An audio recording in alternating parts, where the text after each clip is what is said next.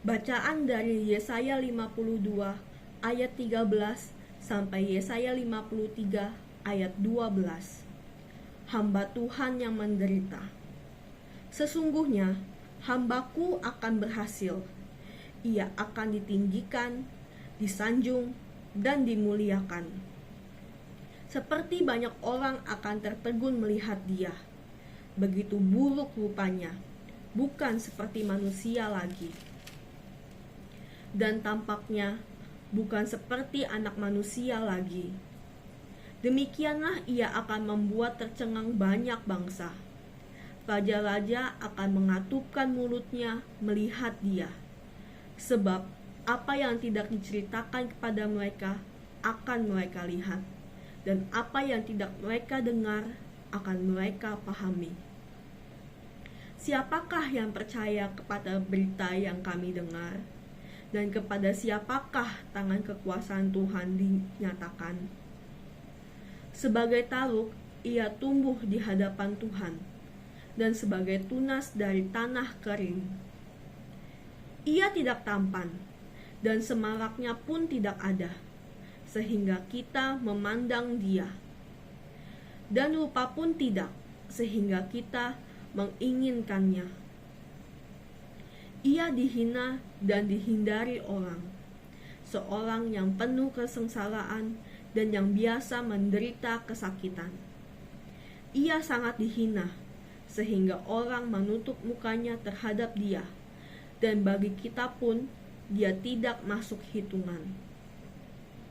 Tetapi sesungguhnya penyakit kitalah yang ditanggungnya, dan kesengsaraan kita yang dipikulnya.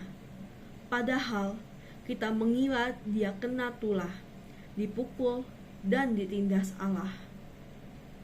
Tetapi dia tertikam oleh karena pemberontakan kita.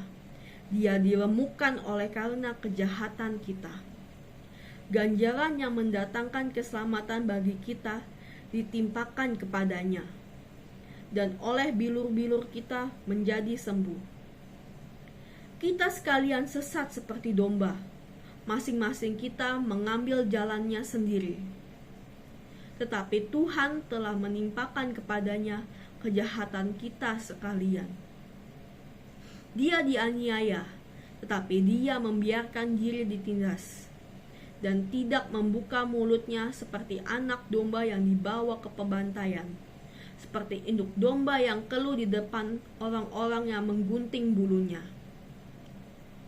Ia tidak membuka mulutnya. Sesudah penahanan dan penghukuman ia terambil, dan tentang nasibnya, siapakah yang memikirkannya? Sungguh, ia terputus dari negeri orang-orang hidup, dan karena pemberontakan umatku, ia kena tulah.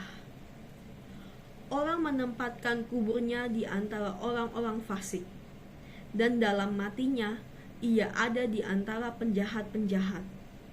Sekalipun ia tidak berbuat kekerasan, dan tipu tidak ada dalam mulutnya.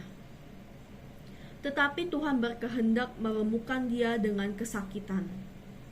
Apabila ia menyerahkan dirinya sebagai korban penebus salah, ia akan melihat keturunannya, umurnya akan lanjut, dan kehendak Tuhan akan terlaksana olehnya.